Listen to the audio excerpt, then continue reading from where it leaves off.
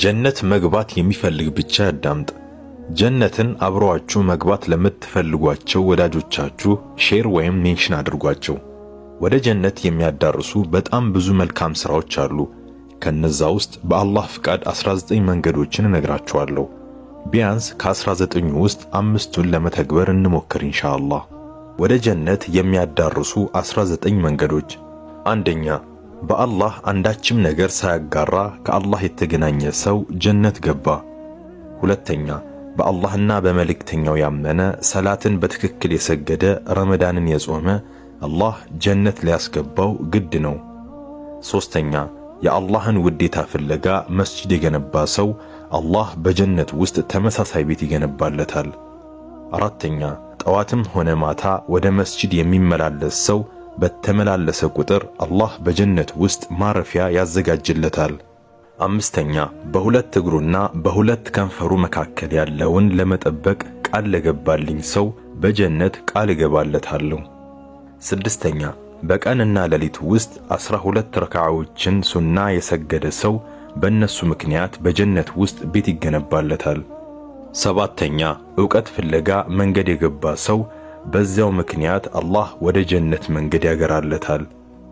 ስምንተኛ፣ አንድ ሰው ውዱን አሳምሮ አድርጎ በሙሉ ሐሳቡን አሰባስቦ 2 ረካዓዎችን አይሰግድም ጀነት የጸናችለት ቢሆን እንጂ። ዘጠነኛ፣ አላህን በጌትነት እስልምናን በሃይማኖትነት ሙሐመድን ሰለላሁ ዐለይሂ ወሰለም በነብይነት ወደድኩ ብሎ ከልቡ ያለና በተግባር የፈጸመ ሰው ጀነት ጸናችለት። አስረኛ፣ የመጨረሻው ቃሉ ላኢላሃ ኢላላህ የሆነ ሰው ጀነት ገባ። 11ኛ፣ ለአላህ 99 ስሞች አሉት፣ ለ100 አንድ ሲቀር እነርሱን ጠንቅቆ ያወቃቸው ጀነት ገባ። 12ኛ፣ ተቀባይነት ያገኘ ሐጅ ምንዳው ጀነት ብቻ ነው። 13ኛ፣ እኔና የቲምን የሚንከባከብ ሰው ጀነት ውስጥ እንዲህ ነን። 14ኛ፣ ሰላምታን ያበዛ የተቸገረን ያበላ ሰዎች በተኙበት የሌሊት ሰላት የሰገደ ጀነትን በሰላም ይገባል።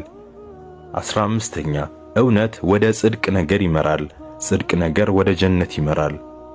16ኛ፣ በሽተኛን የጠየቀ ወይም ወንድሙን የጎበኘ አማርክ አካሄድህም ምንኛ ማረ ከጀነት ማረፊያ ተዘጋጀልህ በማለት ተጣሪ ይጠራዋል።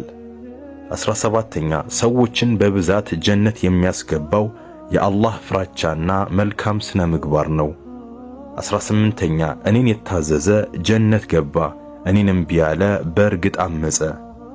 19ኛ፣ ከእያንዳንዱ ሰላት በኋላ አያተል ኩርሲይን የሚያነብ ሰው በእርሱና በጀነት መካከል የሚጋርደው ሞት ብቻ ነው። ሙሉን ላደመጠ አላህ ይዘንለት። አላህ ሁላችንንም በጀነተል ፊርደውስ ይሰብስበን። አላሁመ አሚን።